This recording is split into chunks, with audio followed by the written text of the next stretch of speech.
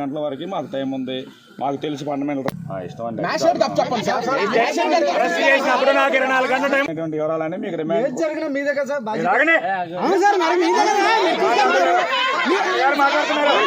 గంటల వరకు మాకు టైం ఉంది, మాకు తెలిసి ఫండమెంటల్ ఇష్టం అంటే వివరాలని మీకు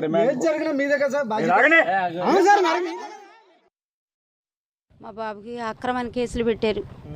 ఒక ఆడ మనిషిని వాళ్ళు అడ్డు పెట్టుకున్నారు. అడ్డు పెట్టుకుని నా బిడ్డ అసలు ఎవరిని ఏమనే బిడ్డ కాదు, నా బిడ్డ అన్యాయమైన కేసు పెట్టి ఇవాళ సంతకం పెడతాక రమ్మన్నారు. పెదపాడు సంతకానికి వెళ్ళాడు. సంతకానికి వెళ్ళినట్టు అక్కడ కూర్చోబెట్టేశారు.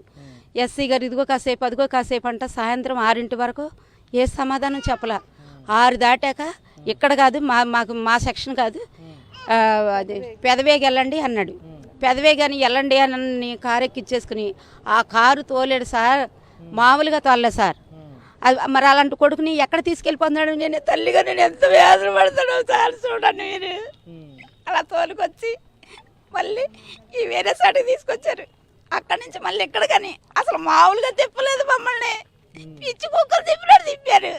మేము చేసిన అన్యాయం ఏంటి, నా బిడ్డ చేసిన అన్యాయం ఏంటి అసలు మాకైతే అర్థం కావట్లా. పోనీ చేసిన అన్యాయం ఏం చేసాం చెప్పండి అంటున్నాం. అన్నీ అయినా సరే చెప్పట్లా.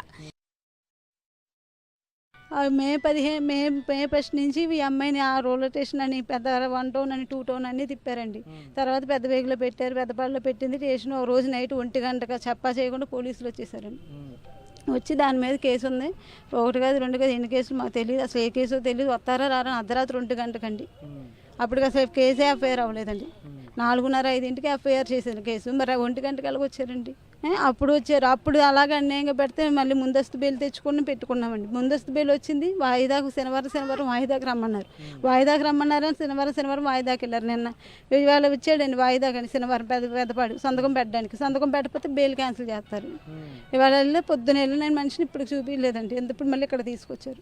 పరుగులెట్టేస్తున్నారండి. అసలు ఏం కేసులో ఏంటో కూడా చెప్పట్లేదు, దేనికి కూడా చెప్పట్లేదు. ఇప్పుడు ఎందుకంటే మాకు ఇక్కడ పెద్దపాడులో మాకు సంబంధం లేదు, ఎక్కడది కాదు పెద్ద వేగిది అని మనిషిని కార్లు ఎక్కించుకొని అసలు ఎంత స్పీడ్గానండి ఆ కారు వెనకాల మేము మా కుర్రలు వీళ్ళందరూ పరిగెలట్లేకపోయాం. అలా పరిగెలెట్టేస్తున్నారు. ఏంటి సార్ ఏంటండి ఎంత అన్యాయం అంటే మాకు చెప్పట్లేదు. మరి మేము ఇంకా అక్కడికి వెళ్ళమండి. మరి మేము ఇంకా ఎక్కడికి వెళ్ళాం చెప్పండి సార్.